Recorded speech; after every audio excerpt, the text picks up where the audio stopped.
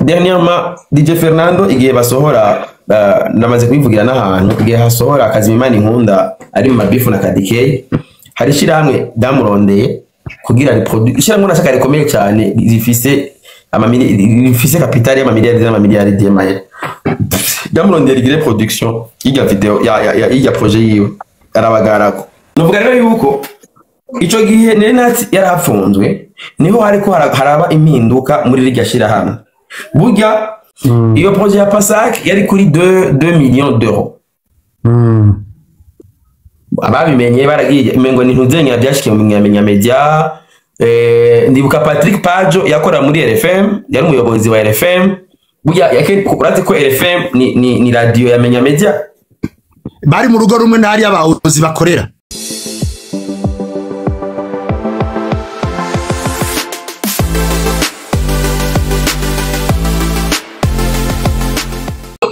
ikibonobono cyakoze umuti ikibonobono Simbizi je ndafise ikibazo ngomba nkori bombe mugi muramutse abantu iyo ni iki iyo nashaka je nashaka ndakubaza iyo ni iki ikibonobono iyi ni bombe ni yitwa maragomba amaraso kuki inka oya gasa na rouge amaraso ko saku iyi bombe iri mu icupa rya Heineken iri mu icupa rya Heineken irugaye uwo mwana yavutse warisize ikibonobono okay babwite ikibonobono bizu mubwira ko tumuhamba bizu ngo bizu kirahuri hajya sawa ku bantu ari batakuzi petete ko hari abantu usanga hari badakurikirana neza ibintu wo bibwira Simbizi ninde tumuzi nka Simbizi wase Mavumba abagukurikirana turazi n'amazina yawe yose turazi n'ivyo ukora bref mutundu jambo duke urashaka kuyivuga komsa utakuzi akomenya umuntu we batanze rugwa mbere mbonye ku mazina yanjye nitwa Maniraga Bayis aramaye ko ndiho ndemba sinzi umurage sibare je mfise kutera ubu byakuvuyemo okay bo amazina yanjye ni Maniraga Bayis ego byavuyemo hama Simbizi ni sokuru amase Mavumba ni sokuruza wanje hama nkaba ndumurundi haba ndumuntu ndi akro cyane surtout kuri entertainment ndakunda entertainment indimo ibindi byose ni sinzi mugabo ndumu entertainer gusa niko je novuga ati no kwipresent umuntu ariko okay naho ndibaza ako karahagije kandi nk'abafite icyo mubaza nkaba nkunda n'Uburundi cyane we are proud to be abarundi ndakunda cyane Uburundi kandi nkaba niteguye kwishura ikibazo cyaje cyose nobaza naho ngomba si bya 23 no bibishura ndafite icyo mbaza yego yambu cyane kwanza na weekend nziza yambu dafunoze kuri twese hama ndi mariye ndubatse bari bajyaho kandi nkaba ndubatse mfise umugore umwe n'abana 15 yatwenga ariko umugore n'umudamu wanje n'abana babiri reka ndaza kugusaba ze kuturamutsa mu nyuma ufise abana babiri gusa reka oya umudamu wanje tubana mbana n'umudamu umwe n'abana babiri oya ufise abana babiri gusa none Chérie Planzane. Oya. Wewe ino entertainment wekora ufise abana babiri gusa ukomeye. Igaje sindi nibibaho. wabazi Kidumu mu Rwanda yavuze ko afise abana banga. simbizi comme nkuko yabitubwiye ngo ashigikiye avugira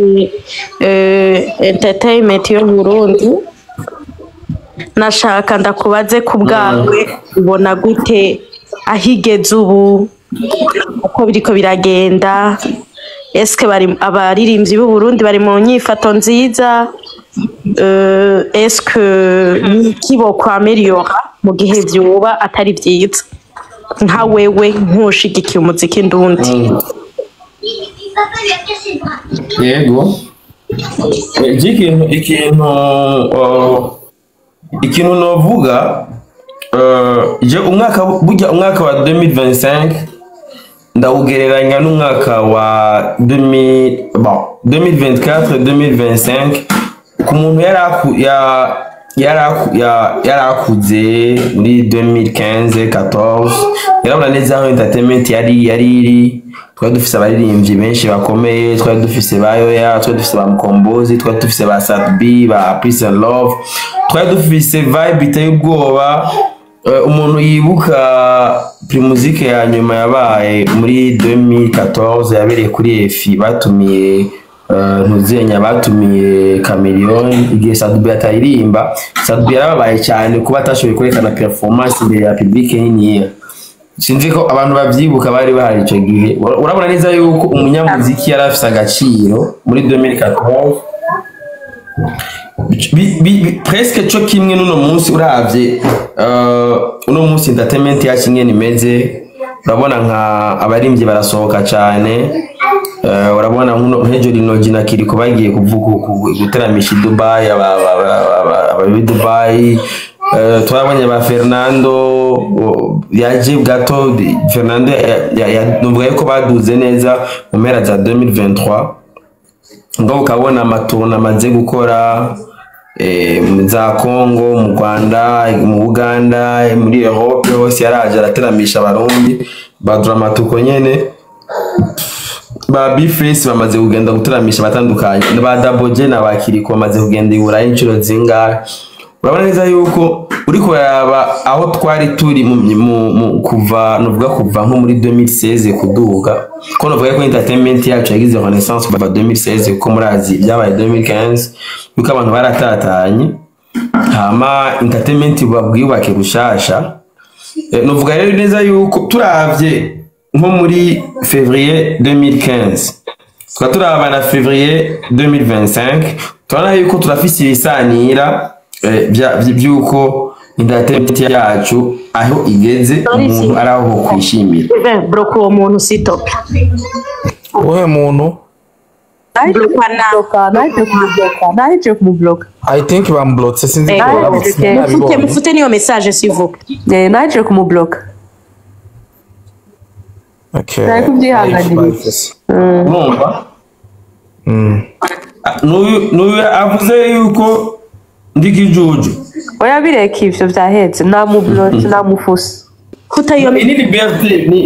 nico aya platform aberaho abantu kubahereza ubwisanzwe bwo gushikiriza ivyiyumviro. Je ndakunda abantu mwe nabo cyane. Yifuta rero nivyo ntazi je. Novuga rero yuko ivyo bikorewe je namu. Yo mara ngi. No abantu mwe nabo je ndabakunda gose banashaka. Urumva? Je rero abantu babafise mu Rwanda babyita ingenga bitekerezo. Abantu urabareka nyene bakagira ivyiyumviro byabo n'ubwigenge bwabo. Nico ano social media bereyo.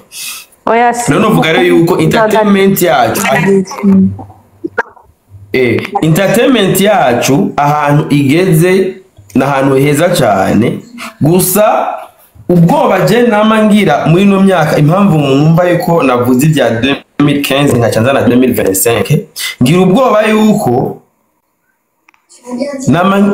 namamagara ati dupambane aba entertainer cyane kugira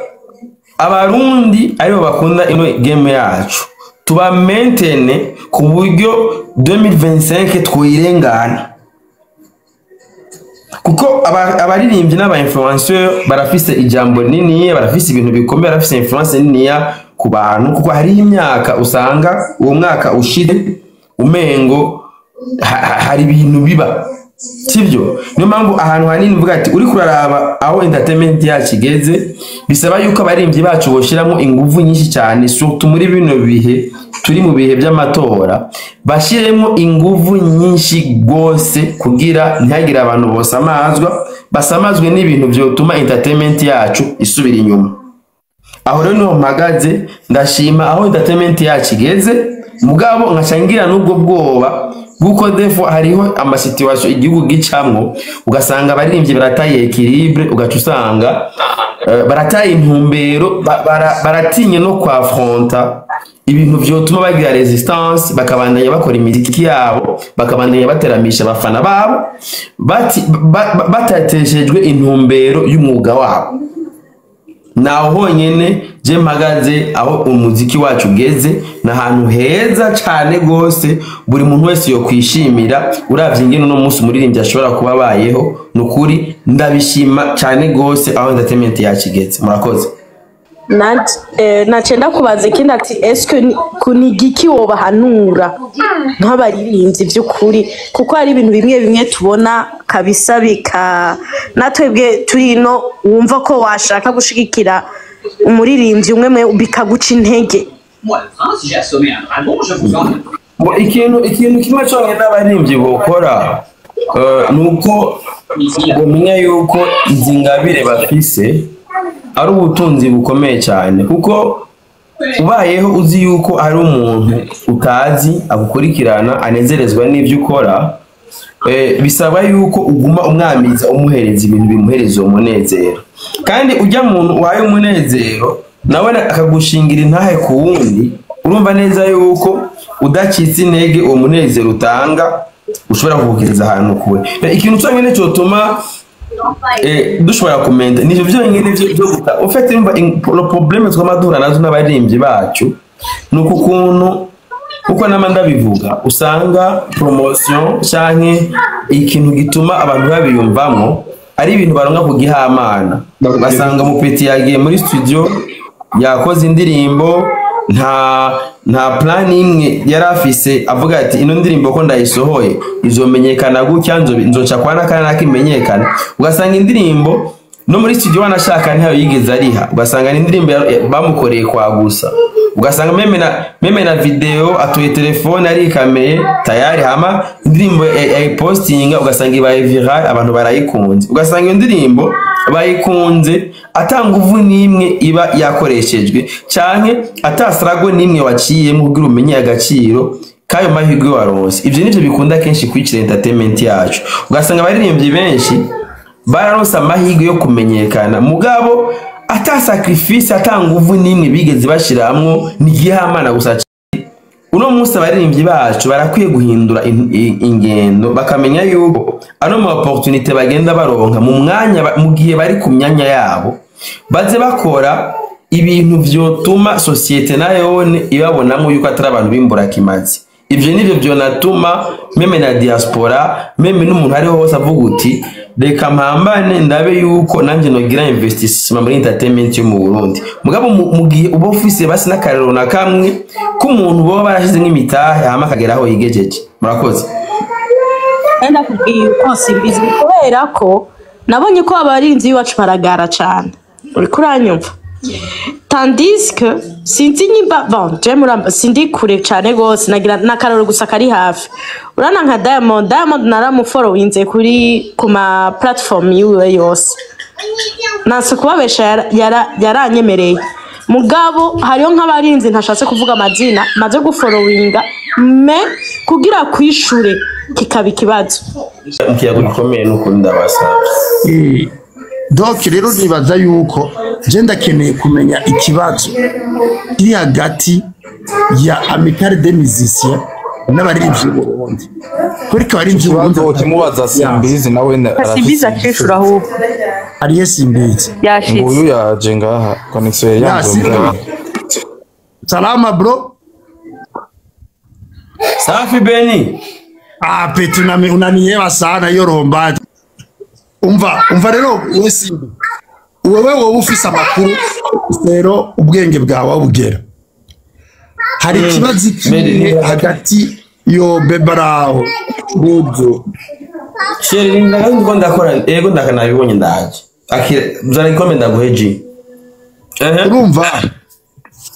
wewe ubikurikiranira hafi hoba hariho ikibazo ikihe kiri hagati y'abaririmbyi b'u Burundi na Amical des Musiciens kubera ko batafitiye confiance ego ico kibazo ni kizima cyane zana basico ndagushire muri ico ico ni kintu kizima je sangwe n'umambe wa Amical wanasha yarojise muri ministere Gasimbe ego rigashiramwe nishiramwe rikomeye cyane okay gusa ribura nishiramwe rikomeye gusa ribuze uburongozi bwiza mu bihumbi bibiri 2006 ego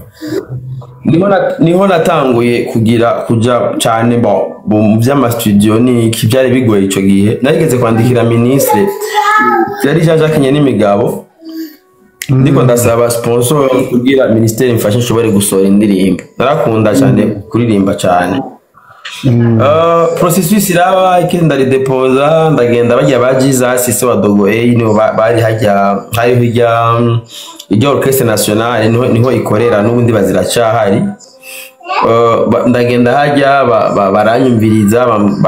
bavuga bati ibintu by'uno mupeti nibyo kuja muri no studio cyo gara ama studio ziya ku Kirimba za menya media zari zihari processus iri kiragenda rero kugira rero ba débloquer iyo financement iyo projet yanje nabahaye banyexige carte ikintu cemeza yuko ndumuririmbyi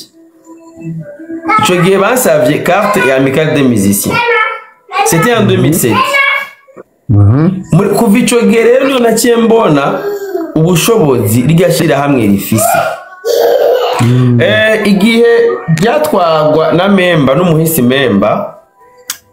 Imana imuhigura uburuhukiro bwiza abaririmbyi barahura n'ibibazo sinzi ko mwibuka Kaya Bidondo yigeze gufungwa ntiyari yaje kwa Beni ngo amuhanura ati uzojya umwana ngana gute agenda gupfa ubwana abonye mu nzira agenda gutundagura ahura n'ibya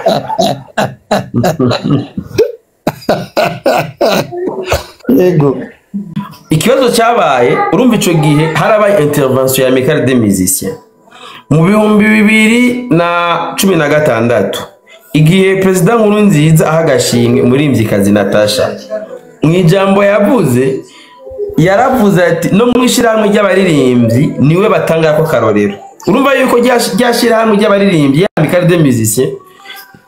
ndabaze kwibona intervena inshuro nyinshi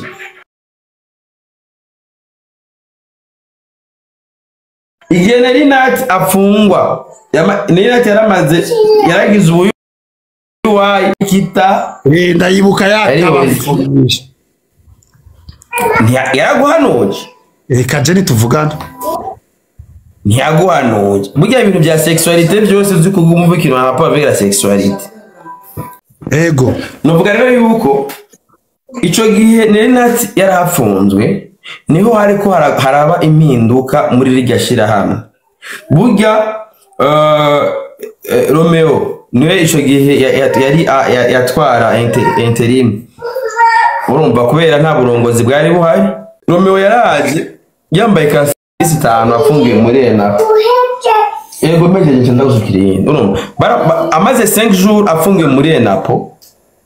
baramurekuye kubera ntuzinga yarakoresheje casquette ya Amical des Musiciens bisubira yuko iryo shira hamwe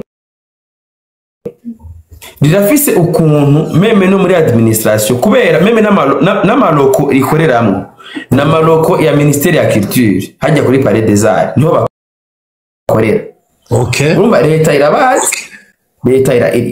je ni umumambre ndafise na carte ngaha okay je ni umumambre wa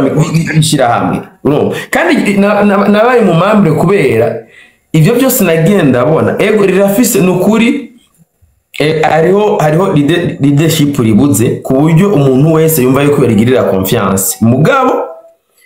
nishirahamwe riri ngaho vraiment hamwe ryoronka uburongozi bwiza batahura uburemere pouvoir rifise no mu bantu na confiance byari sanse kugira kuko niyo organe yonyene two kuyumvamwe yuko twoshikiriza nk'ijambo kandi tukumviko. Ça c'est très important. Ça c'est très important. Vraiment ni organe iriho koni izwi neza kuko ndibuka nico igihe habiha izo mpinduka ministre yarahari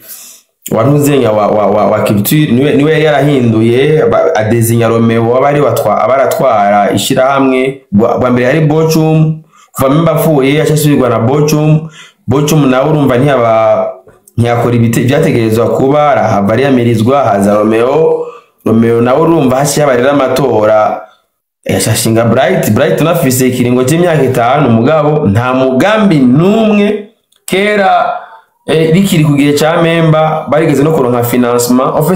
financement y'ivyuma n'ibikumengere by'umungo barabiriye kera iryo shira hamwe gihora ritegura ama festival sinzi abantu bibuka festival yitwa gutega mana yanje batanga imoto wa mbere umengo radake rigeze kushiramwe amamoto byabera kuri ntuzenya kuri departement ministère radake yaratanga yari mu maprojet iryo shyirahamwe gihora ritegura yarakoze festival amahoro hari uduprojet basi kujya nyine andi ma organisation yose akora akagira amaprojet ukubona zayaga usanga egana yaga n'ama association za jimbere usanga rero na viva byarigeze ku Ego bijya byategurwa na Amicale des Musiciens. Rero no kuvuga yuko rero Amicale des Musiciens ni organisation nkazijya zindi organisation zose mugabo ni organisation itari seriye. C'est ça. En fait, nico kibazo nagira merci ahubwo ku muco duhaye kuko ivyo byose navyo twari tuzi ahubwo merci kuko urumva bigize kuko jewe ariko ndabwira abantu ngara fa passer niko ndabwira abantu ni gufasha umuririmbyi w'umurundi ahitinze no gufasha umuziki ndundi nibaza ko bitandukanye kuko umuziki ndundi no seulement harimo bagiye baririmbyi tuzi ba Dramati baskiriku mugabo umuziki ndundi harimo na ya ma club de danse traditionnelle umuziki ndundi nibaza yuko harimo nabajya bose b'amagaba b'ingoma baja mu muziki ndundi bisangamo alors rero ikibazo mfise nk'ubu norondera umubayeur afinance projet y'umuziki ndundi est-ce que Amicale des Musiciens urabona ko afise comité sérieux yo gukora ico kintu? My friend Benny oui nibaza warigeze kumva projet yitwa PASAC PASAC ndayizi ya hari mu bisanzwe ibi twebwe turimwo ibi byumva kuyumva amagaba twese dutwagwa mu bushikiranganje bumwe bwitwa Ministère de la Culture. Tout à fait. Burya peu importe tujye turi muri culture sibyo yego iyo financement nkaho uborondera umubaye ngenda kubwije ukuri jewe personnellement ndafise ibintu maze gukora nkabikora a intérêt global apara ku nyungu ziwanje ibintu byose nkora ndabinyungu rusange ndi umuntu ntahura yuko nakateye imbere nanye ndashikirwa sivyo jewe for real mu cyamake rero hari ama projet mwe nawe nyine uvuga y'ababayere bagatanga ama financement mwe nayo iyo projet ya PASAC yari kuri 2 millions d'euros ababimenye baragiye imengo ni ntuzenya byashikiye mu myamenya media ndibuka Patrick Pajo yakora muri RFM yari umuyobozi wa RFM burya urazi ko RFM ni radio yamenya media bari mu rugo rumwe nari y'abahozi bakorera kera niho bakorera si bize 2 millions d'euros. Ego niyo financement baronse erega Stella ma financement ma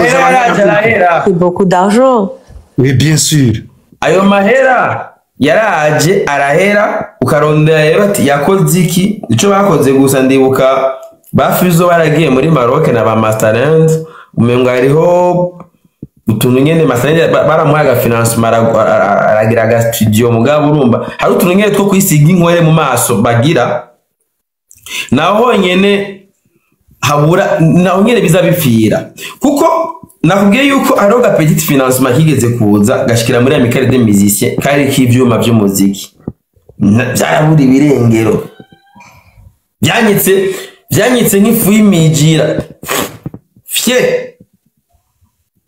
mavyo bisigwera yuko no munsi rero umuntu akeneye kuvuga ati kuva nk'izo 2 millions d'euros woko izo 2 millions d'euros woko baza ati zakoze iki si saho gusa sinzi ko maze kumva imvururu zigeze kuba muri Jimbere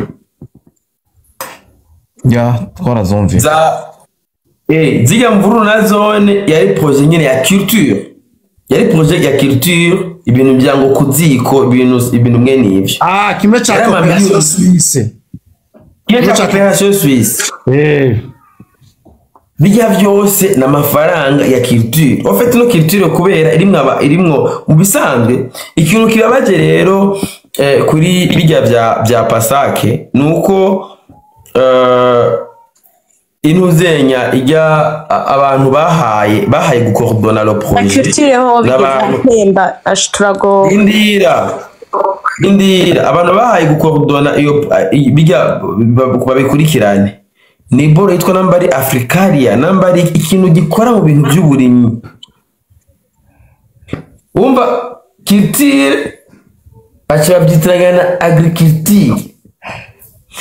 ibintu bya lisanse yuko by'abakordone na Amicale des Musiciens kubera nibo bantu byitwa yuko statut yabo ari domaine yiwabo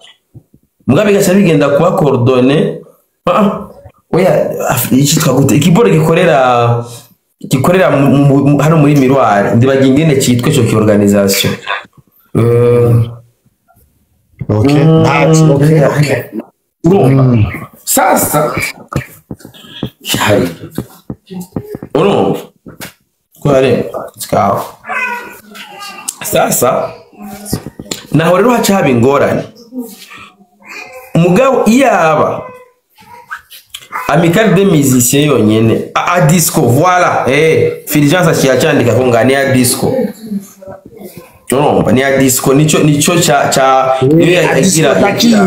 disco ndakizi nivyo kiri muri Miroir ego nico cyagiye gukordona niyo bakorana muri ayo mafaranga ayo mafaranga izo miliyoni zaje mwe ngari projet mwe namba ari imyaka 4 namba atari imyaka 2 ibintu mwe nivyo ubwanyu murumva barateguye mu gukrotira bateguye igiteramo cyabereye kuri bahita gutegama nashaje hajya mu Kabondo akunda kubera amamanza bahita gutegama mu Kabondo kwa Alberic apana kwa Alberic ino ukaja mu Kinindo kuri Nuzenya kuri Avenue de la apa ça Donatus yego niho projet bayikrotiriye y'imiliyoni 2 z'amadolari z'amahero mugabo uwo baza umuntu ati none Patrick Pajo ico gihe yari umuyobozi wa RFM yarakeneye kwinjira muri yo dossier ico yakoze baciye bamwirukana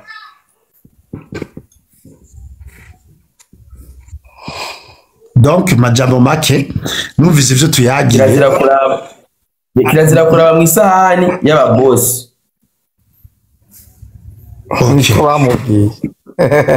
wowe rero uvuga ati jewe Beni ngomba ndondere financement bisaba wishikire ngaho ku butaka wofuma ushinga hako wokora n'ama organisation hari umuja muri minente ugakrea organisation ukayirondera stati hama uvuga ati jewe ndakende ko ndateme ndayivana ngana yigeza kubera la majorité y'abaridere dufise nta terambere ribarimwo ahubwo uvuze icyumviro rero gikomeye cyane ahubwo Beni ntamuciyemo simbizi imbere cya mbere na mbere worondera mu mico n'akaranga kuko ubu igihugu kigwa n'imico n'akaranga urumva oya ministere hoje nangorane ministere que ça soit ministre wa jeunesse cyangwa bajya badeje nangorane ahubwo ico kinavuze ati nimba ukeneye kurondera financement umuziki dondi rondera indi organisation iri seriye ucisha mu iyo financement kugira ishobore gushikira nuze aho urumva natwubake yiwanje ndi agree je peux le faire hama nivyo nagomba ndakubwira ati simbizi tukiri ngaho yego simbizi tukiri ngaho nashaka kubaza kubera iki Bright akiri kuri yo agitwara iryo shira hamwe kandi muvuga yuko kuva togwa gushaka kuri isaha atakintu imigambi yiwe yose yavuze atakintu na kimwe arakora kandi mwama muvuga abaririmbyi batigenje neza abigenje neza iyo amicale de musiciens ni muyicarike na muyikorereko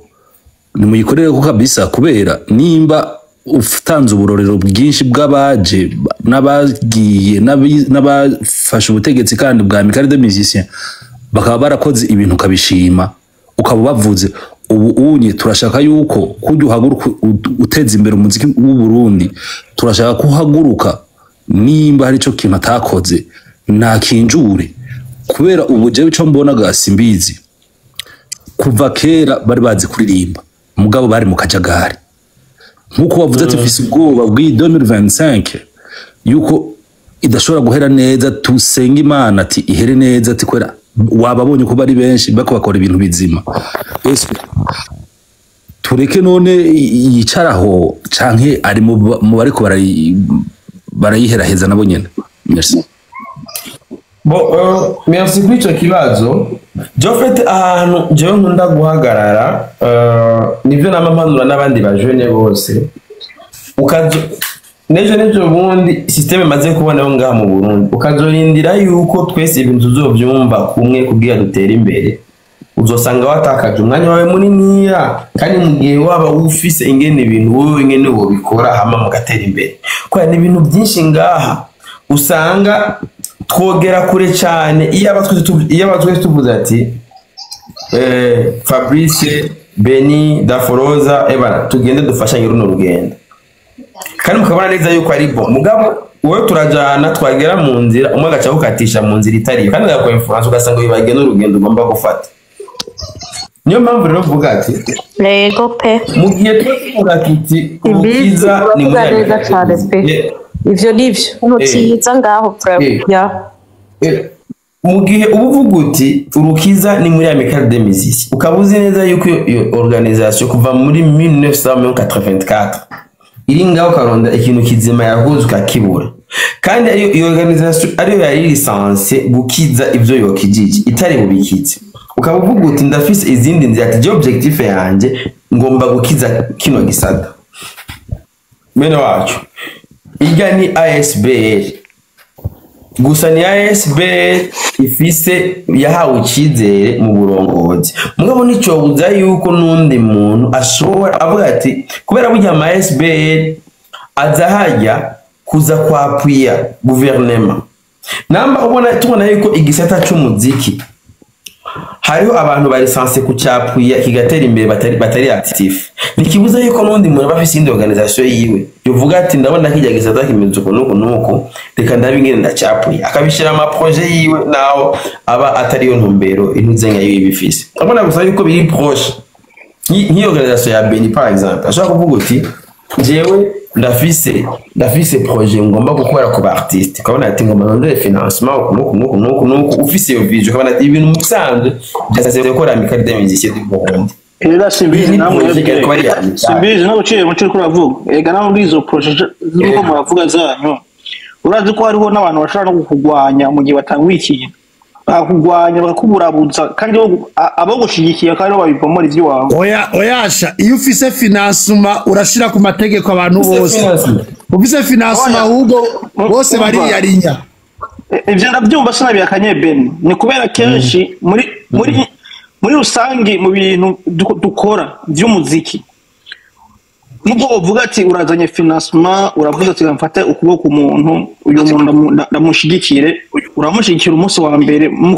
muko muravugana muratahura mugabo mutangiye gukorana ntabura utuntu tutujambo tutaza turavugwa tuguca intege hariho n'umuntu ashaka no kubwira ati ibyo bintu watanguje nta ntango bizogushika udaciye kuri twebwe nta ntango uzoruterana none eske wowe uzana iterambere muri rusange urumva ivyo navyo gacuti 26 urazi ivyo vyamaho twese mu buzi dukora bamufite abahetazi Eko ivyo sirabihaririye mugabo muri rusange nimuze kuvuga urumva abantu ngo basi kuzana ngo amafaranga ngo kubera ngo amafaranga yabuze amafaranga arahari mu bantu kandi boshigikira ibisata byinshi mugabo muri twebwe turacafise ubugwayi bwo mu mutwe bwo kumva umuntu yuko atariye ko gatoyi ko amenga arahumbye ntibikunda none tubihebe rero izo caprice ntitwobiheba bimwe bavuga reka tujane n'abashaka badashaka nabo twasiga inyuma kuko ntiwobona yego Bizarre arabiye nkora jenjana n'abashaka udashaka nawe nkamurega mu bisanzwe urazi ga Jules jewe aho nyine niho nagomba kugera kuko hari abantu mwibaze ko musangiye urugendo kumbe ni maybe bafite indi objectif ziwabo nabo nyine bakunda kuyobya abantu kuko ni ibintu ariko ndakubwira yuko hari ibintu byinshi nka Amical des Musiciens yari gukora mugo maze kubona yuko iri bonyene bigize incompeta bakanamengo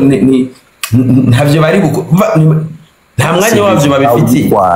ndakubwije ukuri ijya Amical ntawe yitwaye iyo wakujyanye uhora usesengura ibindi byose ugenda ugasesengura ibyiwe nukuri ntujana na live ngo nabivuge ntitugiye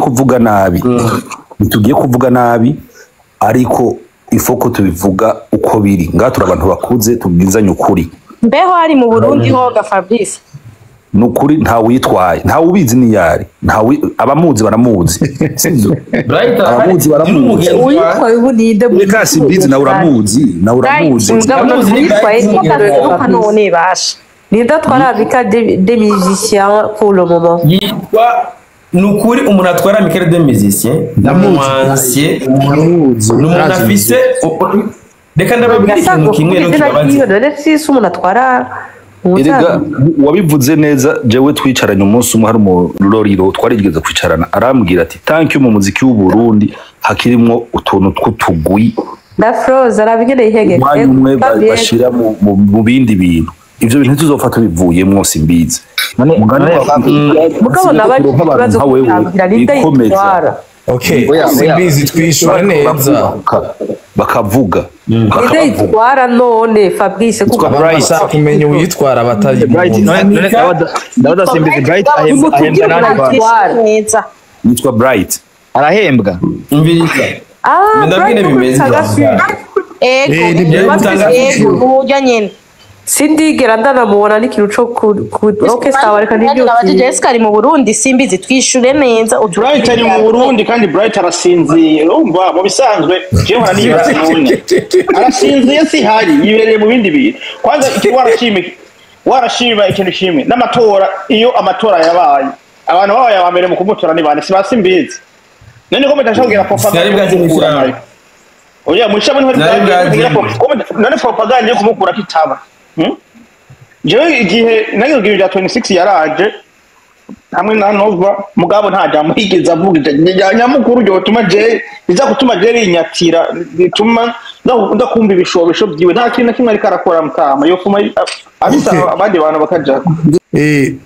jewe vraiment d'abord ndagushimiye cyane vraiment kuba ufashe umwanya ukaduha ukuri narinda kunyotewe aba bantu turigwana ku ma live barabizi nama nakomye nduru mu bintu sigaranye uvuze ahubwo sigaranye ikintu cy'ubushinga naye gikomeye ukuntu umvuze ati birashoboka ko usaba financement via une organisation sérieuse hanyuma wironse iyo financement ugashobora kuorganiza abandi ba partie prenante mu muziki uravyumva alors ico kintu jewe ntacu nari bwiyumvire je nari nki muri lobbying kuvugana na Deje wa culture umuziki ndundi twogira gute jewe ndafise toute une liste de bailleurs y'u Burundi kwandika projet ndundi y'umuziki ndundi kuyinagura n'umwanya muto alors jewe jewe organisation wanje wanashaka iramaze kujera ama budget manini iramaze kuba audité ntangorane je gusa financement and then umuntu akubaka umuziki w'Urundi uravyumva uraziga Beni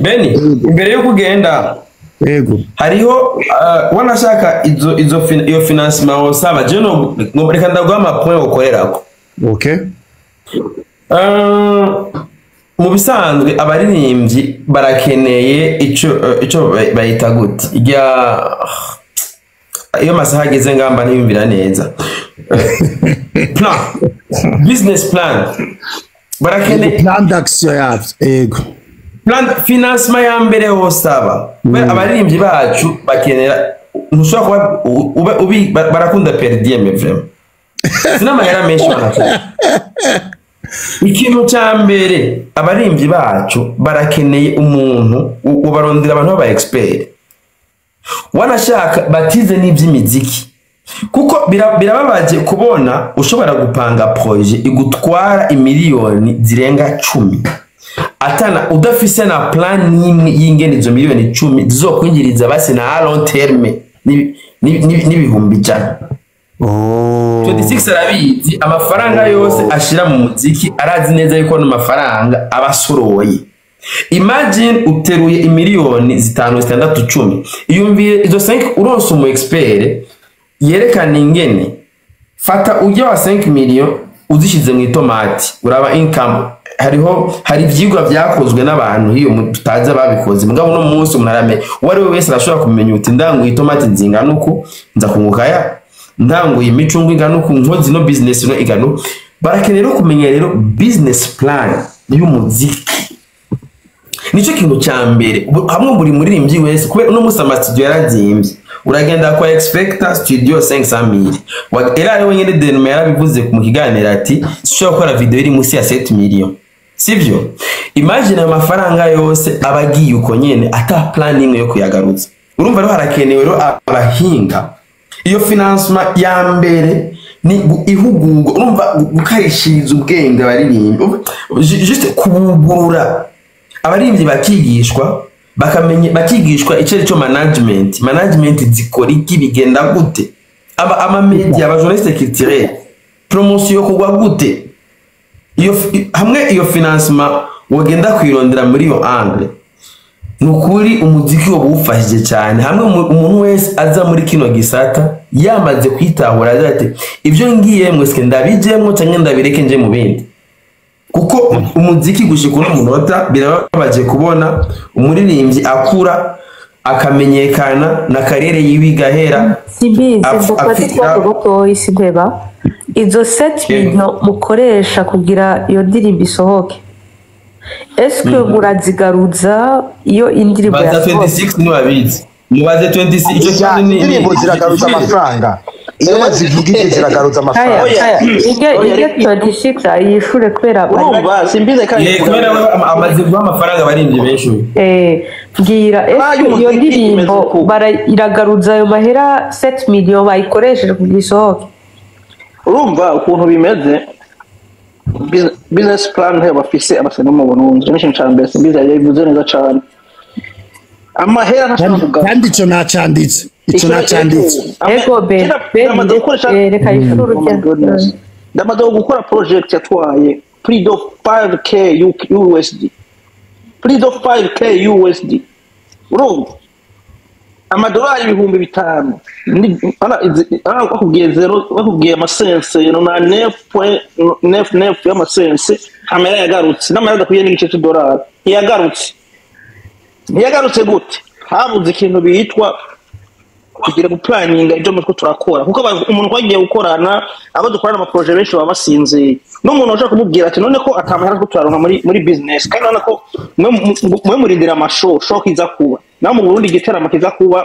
umuntu baza amahera menshi umusani ariko arazamuka ntibamurenza umuriyoni none bamuhaye umuriyoni urimo amadolari angahe ntugende guharura kuri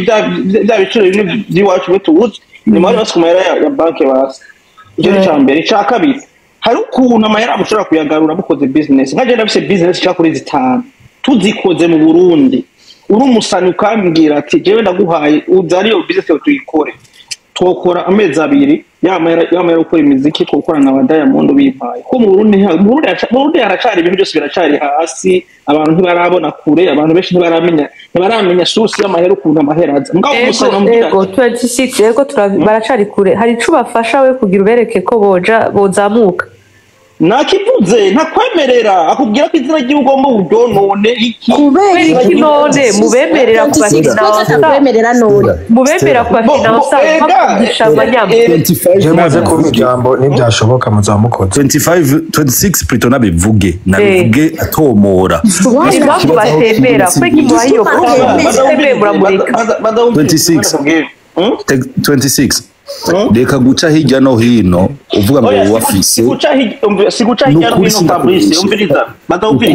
ukuvuga guca hirya no hino na Simbizi arabizi ikibazo abaririmbyi mufise murakizi kugara batemera kugara na gato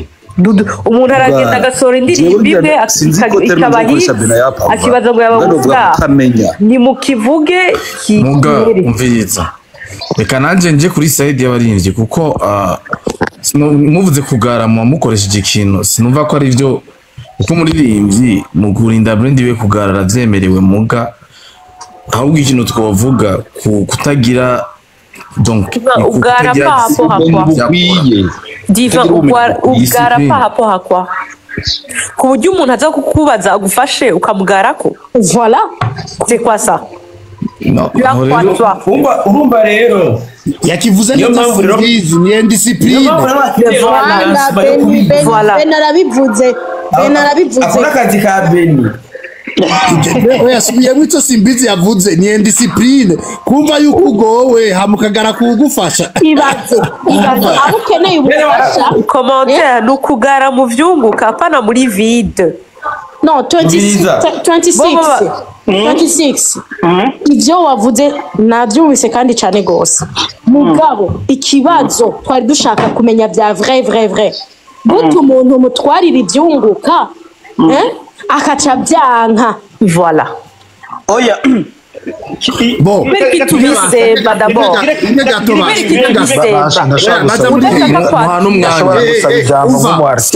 twevoriwe jewe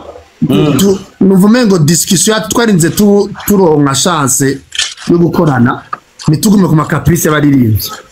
tuduge ku muziki ndude makaprice baririmbye ni yindi axe twoshira muri projet yo kuba disciplina kandi hari ufise amahera ku disciplina abantu biroroshe kuko atagiye muramukura mukavasa n'abandi donc nibyo 26 yavuze tu marches avec ce que veut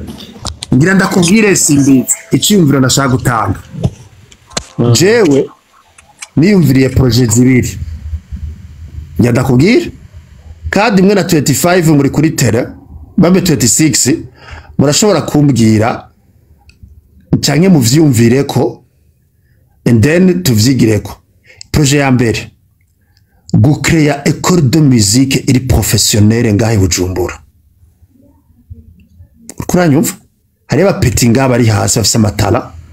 hari no kuranforsa apeti bamaze kumenyekana hari no kuzamura apeti giziki hanyuma iyo école de musique projet ya kabiri shaka kwijamwe studio complet iri kuri standard international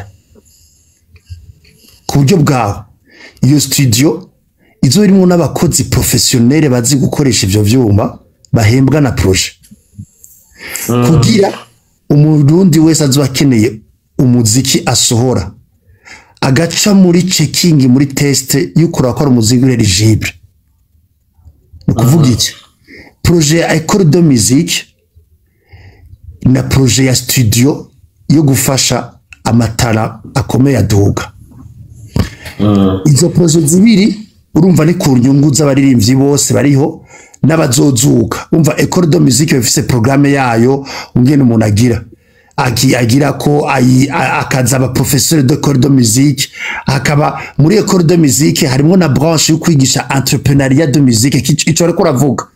entrepreneuriat musical. Et donc harimo branche ya entrepreneuriat musical, hakabamo branche ya développement de talent, hakabamo branche yo kwiga musique, uravyumva. Donc ikaba un projet pareil. Peu importe, il coûte 5 millions, il coûte 10 millions de dollars, umuntu yoyironderera un financement. Est-ce que ico kintu i Burundi wumva kirakenewe canke kirakenewe cyane? Kirakenewe cyane, kirakenewe. Urumva surtout entrepreneuriat musical, umva ni entrepreneuriat musical ni ku bantu baba bakeneye ko investisa muri ivyo bintu. Murambabarira Beni, ikintu hari uvuze ni ciza cyane, nanje nkaca mbaza Simbizi. Okay, uvuze ngo kirakenewe, kikaca gikoranwa nabande? Ico twari kugishika abantu bacha babikora yishure Beni ico kize après.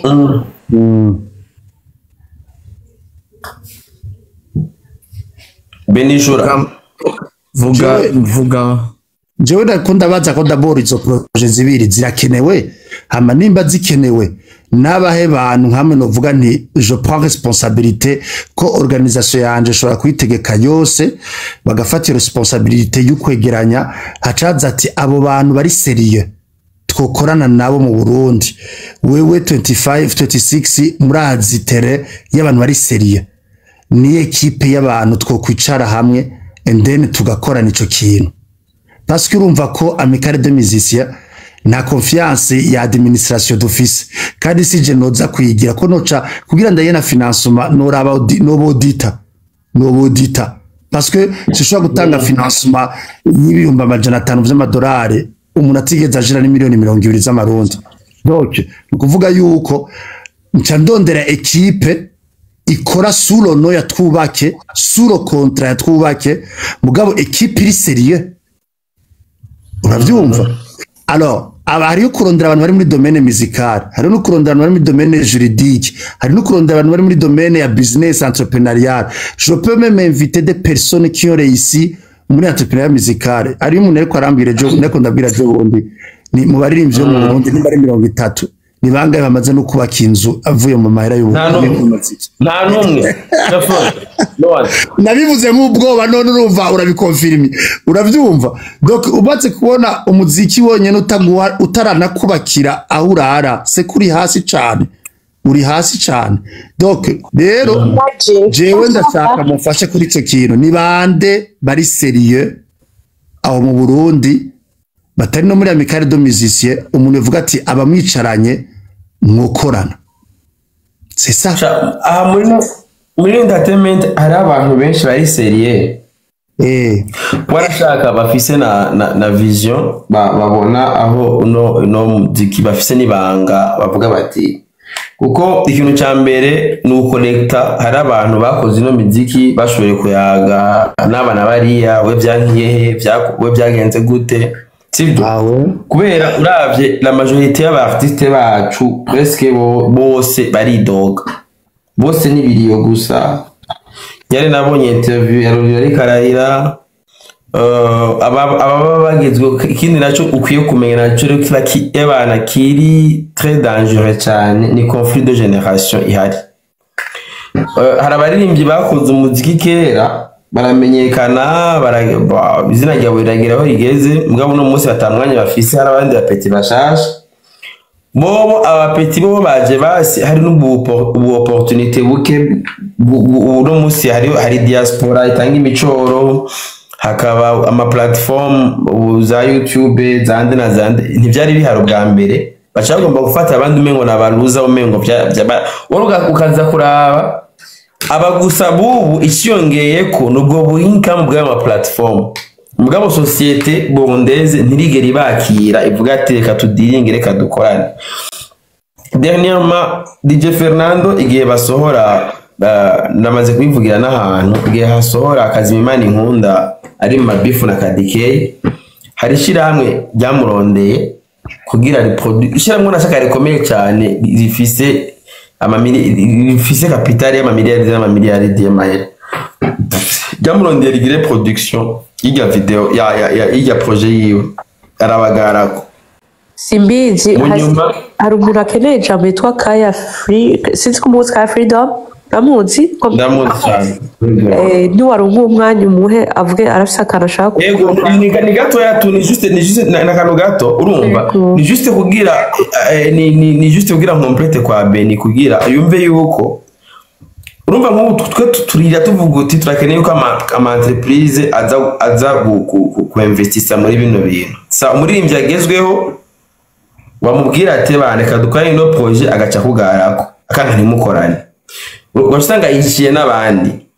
rero niyo mpamvu navuga ati si Beni ashobora kuronka iyo abo bayero ashobora kwembisa muri ivyo bintu hari abantu ngaha hari aba artiste baraha bamaze kwigishwa cyangwa bamaze guhugurwa nyene babona ivyo bari seriye banashaka badakorera ku marangamutima yabo atari bajewe atari basete umutwanje abana ati 100 mois ça sera le déluge mugabo bavuga bati wewe uzanye iyo projet namba ari ukwigishwa namba hakenerwa aba expert bo hanze namba mbona n'indi organisation arazana aba consultant international bakaza bakabakura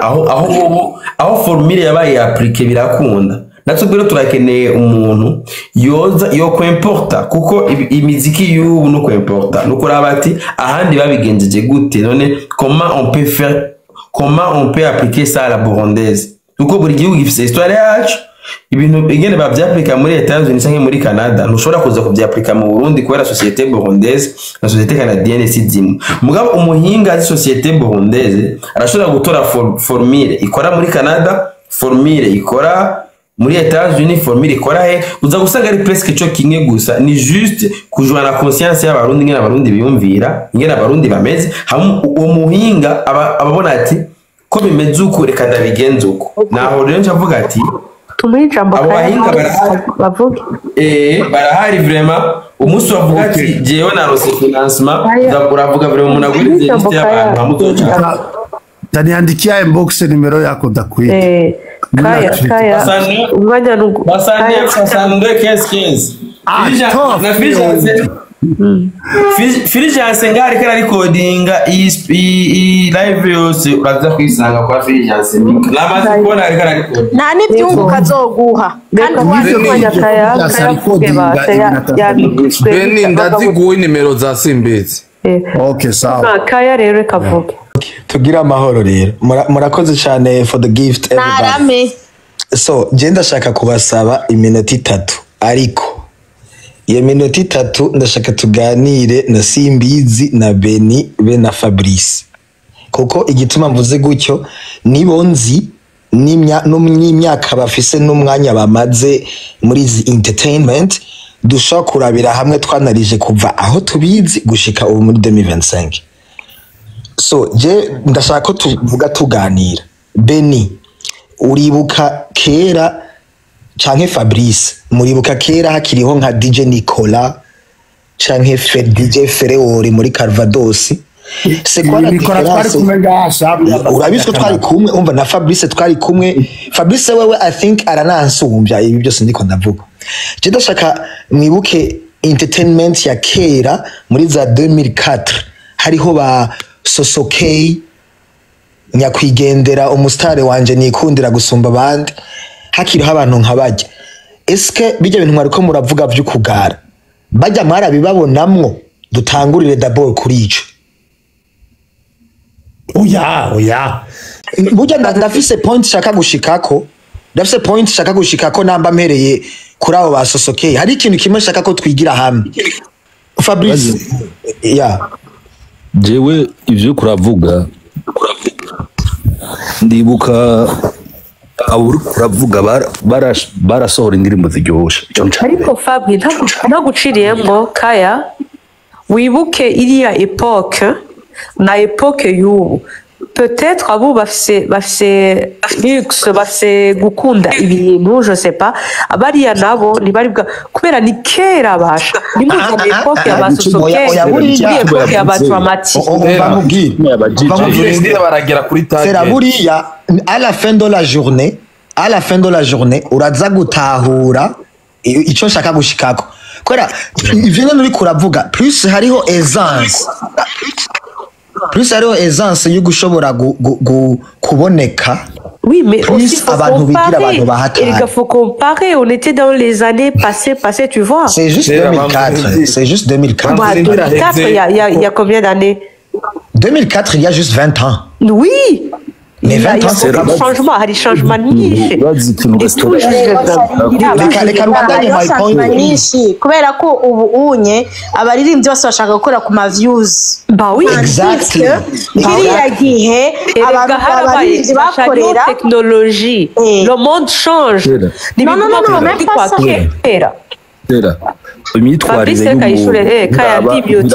Pardon. Merci Stella.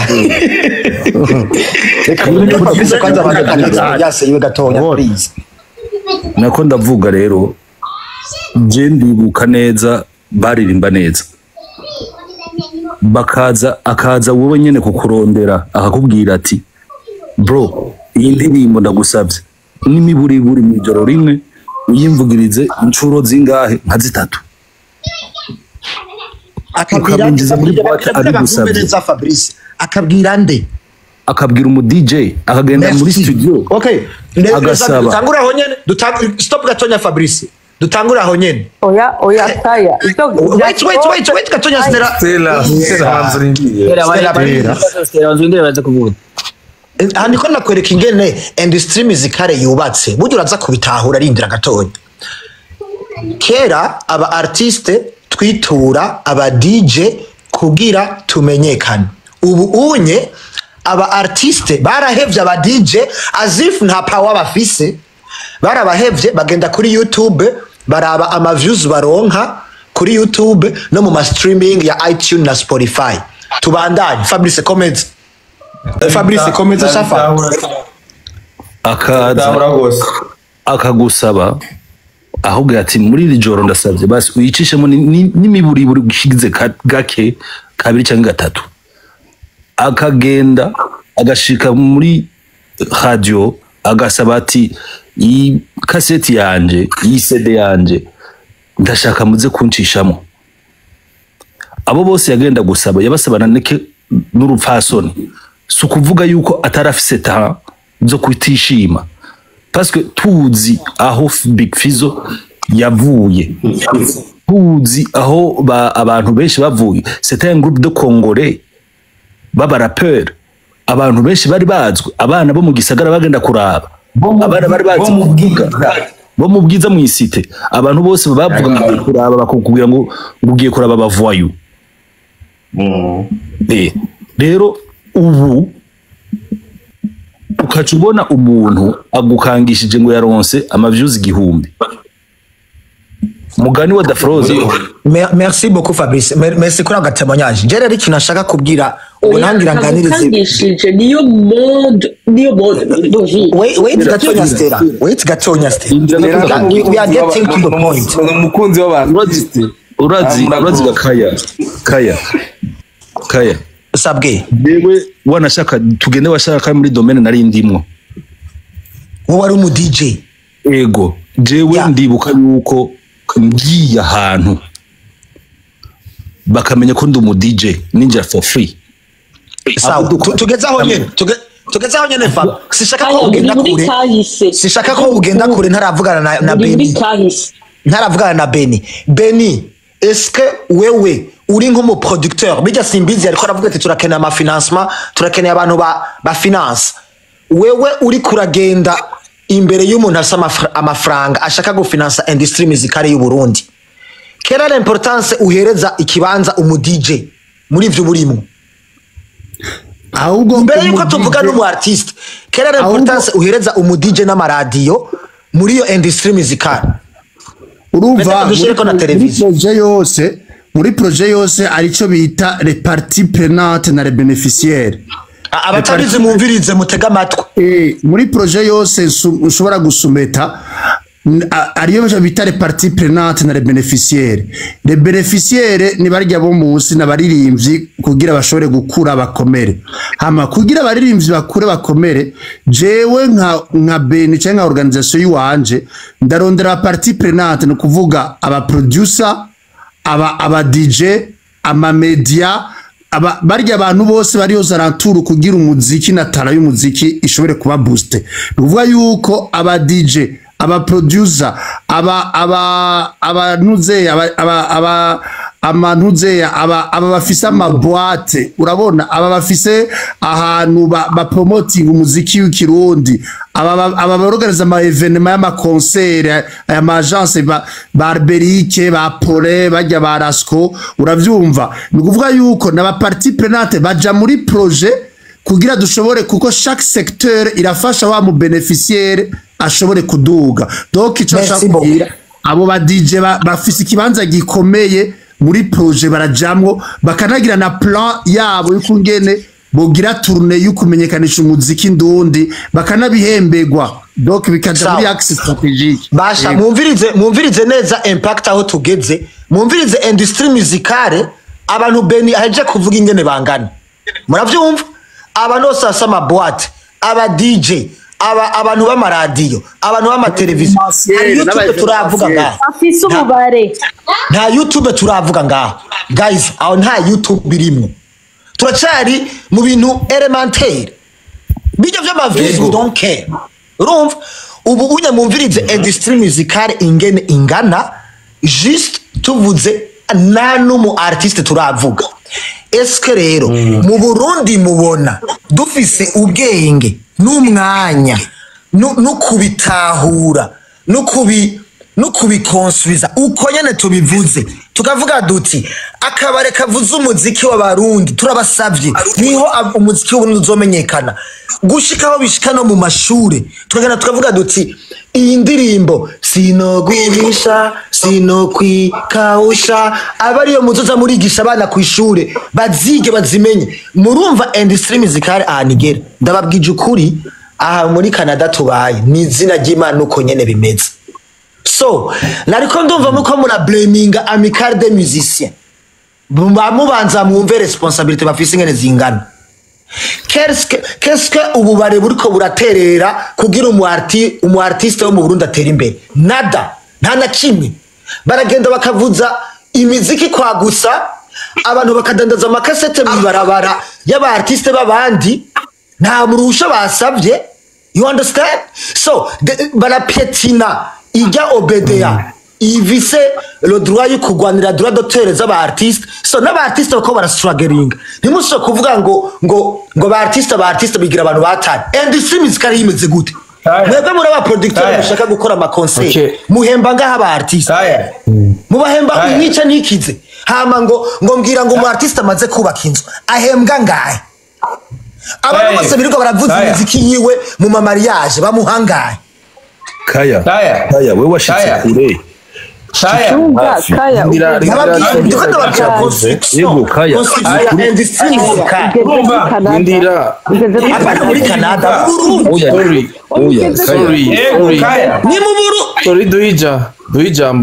ndatanze ijambo yo basha ni mumureka ego kuri ikintu ari kintu yaravuze ntaco birabandanya yarindira utubandanya ni juste kugira mbe iki kubera nk'ikivyibuka mu 2018 nigeze guca ahantu kuri hari kuri limited, hariho hajya abantu mu DJ ariko aravuza indirimbo za Satubi papa bariko baratamba, ndafata n'aka video ndamutelefona ndamubaza ati eske wewe ari partenariat ufitanye na limited ko mbona bariko barakoresha indirimbo zawe bariko barakoresha indirimbo zawe mu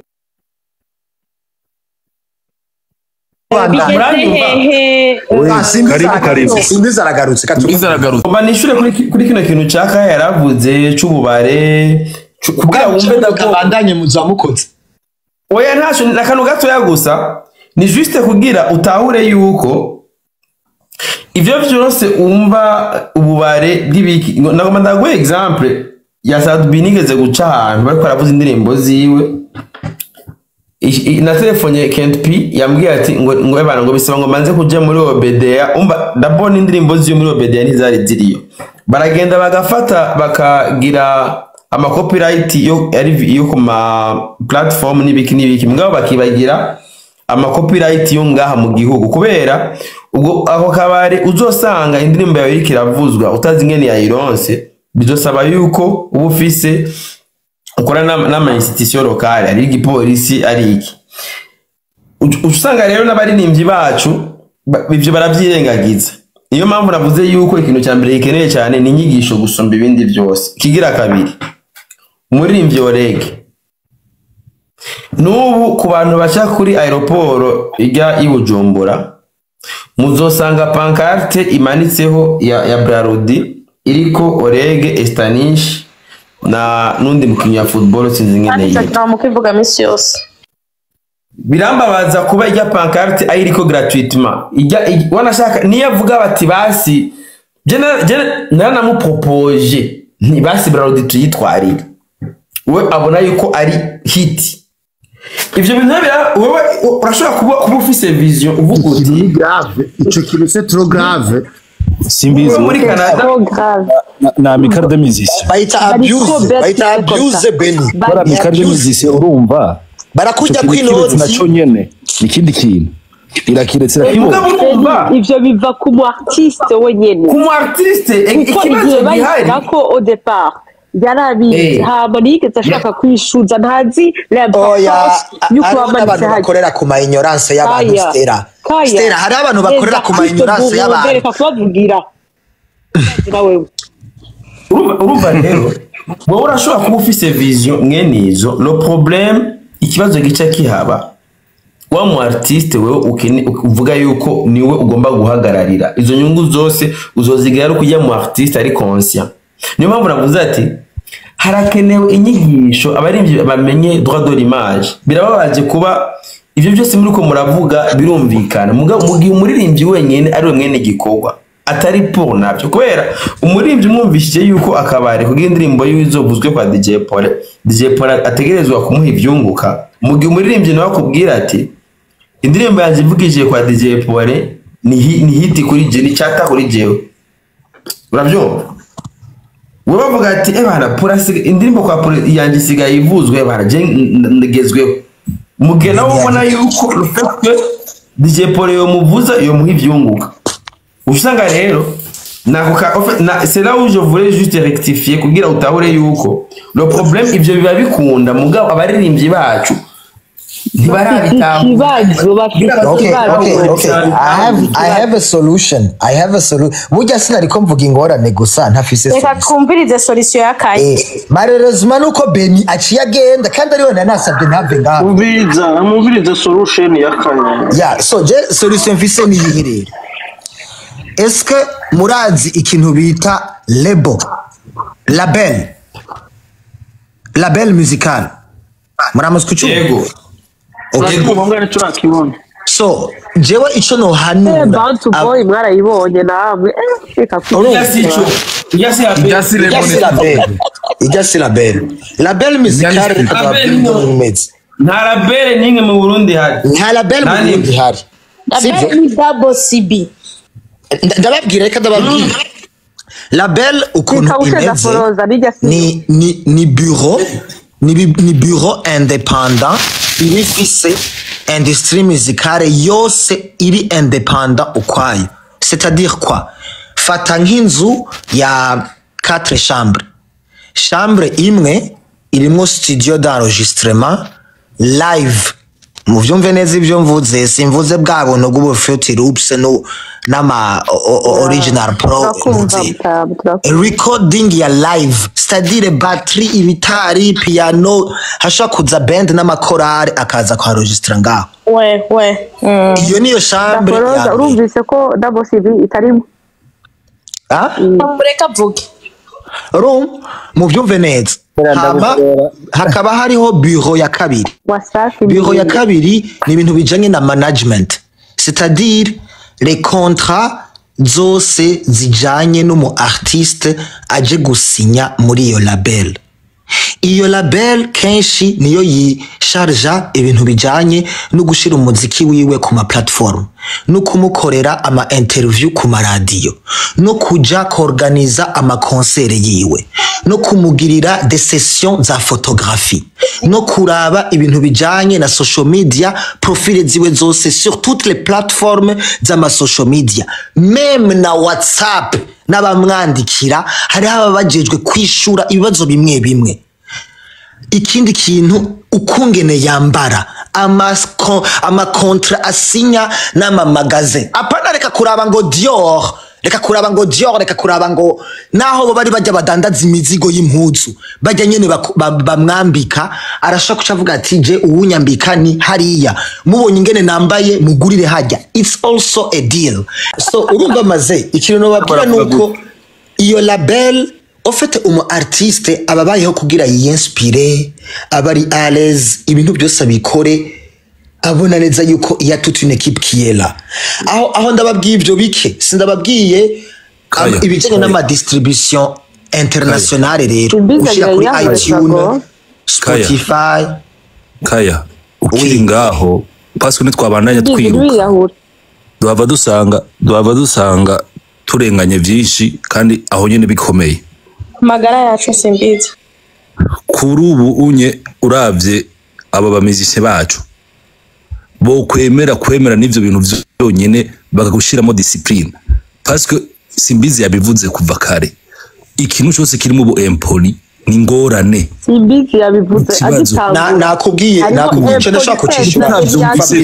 utavyumvise ndashobora kucishura nakubwiye ko basinya contrat baje muri label sindaheza urumva Kaya iyo label ukavuga bundi atayihari. Rega nivyo nariko nishura abo bantu bashaka ko investisa mu muziki w'u Burundi ifo ko bamenya aho beinvestisa hariho. Urumva apana kuzana amafaranga utaza aho uyashira. Wabivuze ataraza kandi akirimo bo empoli ivyo bintu ntizopfa bikunza. Ikigira kabiri naco hakwiye iyo label ako yuza ikazana ayo mafaranga yo banzi kwanze kaze ikabigisha ikababwira ivyo ari byo, ikababwira ikungene abari bo, ikababwira umuririmbyi mugani hari uwavuze ati ntuzoshobora kubona umuntu uzeya yagiye kwicara ugasonga bugari agiye kurya ubugari ejo mu gatondo ngo acashaka umuntu azoza kuri 50,000 nigikunda. Urumva bashaka kuyibako ntavyo bashoboye. Kaya ibi nari karishura jena bitawe ari karishura bijya ariko avuga Saint-Laurent nivyo Beni yari yavuze byo kuba buryo borondera abantu beinvestisa ariko yerekana ifoko tubabwira aho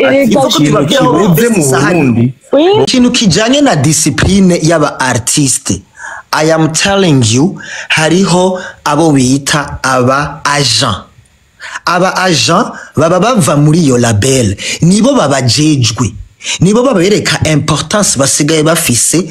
importance y'amafaranga binjiza ku kwezi, importance ya tara yabo, importance y'uburyo bategerezwa kwifata iyo batanguye gusinya des grands contrats comme ça. Muravyumva mwese muri Diamond kakira kantu mengo na kantu kakadandaje kikaranga man, ujya mugore wiwe bahebanye yari uwa mbere n'amatara wa kabiri niwe yamweretse idiri. Ibintu byose buriya ni combien d'argent uri kurinjiza muri uno mwanya n'ingene utegerezo kwifata par rapport y'ayo mafaranga. Uravyumva aba artiste abo aje bamaze kubafata barabigisha even amajambo bavuga bari mu mashow, amajambo bavuga bari mu ma interview, ibi byose iyo discipline irizana. Muravyumva so iyo label dushoboye kuronka abantu bashobora kuyinvestisamo, c'est beaucoup d'argent mes amis, je vous jure c'est beaucoup d'argent. Mugabo nawe uravye amafaranga winjiza après n'amafaranga ateye ubwoba kandi ava mu mucungararo yose. Iyo discipline irizana iyo discipline irizana avec les contrats ugenda urasinya utegerezwa kwemera ibintu bimwe bimwe, ivyo navyo bawemeye biragushira ku murongo kuko utabikoze nturonka ya noti wari ushaka. Uravyumva umaze gusinya niyo label iya des directives utegerezwa gukurikiza, c'est-à-dire quoi nta muziki wawe par exemple ushobora gupartaja kuri WhatsApp urabireka label yo nyene ikabigukorera amabenzi ivyo bintu byose ni label bikora vyose ni label ibigukorera bien do A a Z ukagenda uraronka amaraporo ku kwezi y'abantu ba downloadinze imiziki yawe ibihugu vyayavugije rega biri facile à voir ukorana amalabel ni yasinya directement na za iTunes na ivyo ndiko ndavuga ndasiko ba Fabrice babizi buriya nibo basinya n'ibintu vyitwa Africori nibo basinya n'ibintu vyitwa za Spotify basinya directement nabo kora Spotify ntivugana directement n'umu artiste ivugana na label uravyumva dushoboye rero kuronka label mu Burundi ivugana directement na za Spotify ama distribution akaba paye aba artiste ndakubwije ukuri baraja ku murongo bien sana bien nivyo so please ndababwiza ukuri abo ba Beni bose namba bariko baranyumviriza prenons notre argent créons un label indépendant ishobora gukorana na OBDA igakorana na za iTunes, Spotify, YouTube, TikTok, Facebook aba bose nama entreprise nama email umuntu arungika kandi si paka biba ari ibintu ngo twifate nabi twifashe neza bakabona ko turi sérieux. I'm telling you they are going to work with us. C'est un label qui va être exemplaire. Il est clair, il est net. Barashaka bareke Kaya uvuze neza cyane ko kwifata neza kukugira niko twashaka ofete tukiteka Kaya uvuze neza cyane ari muri tumaze kwiteka bajya abantu bose bazukurana na twebwe uvuze ko rero niko kati nuko ijambo ndahejeje rero Kaya tubwire ugira icyo navuga gato afite kwifata neza ko muririmbyi ni label imutunganiriza ibintu byose abakeneye exactement label imutunganyiriza umuririmbyi kuko umuririmbyi ntaje muri ya mabuzz atagiri ifatiro urumva ntaje muri bya bintu byandakutakiye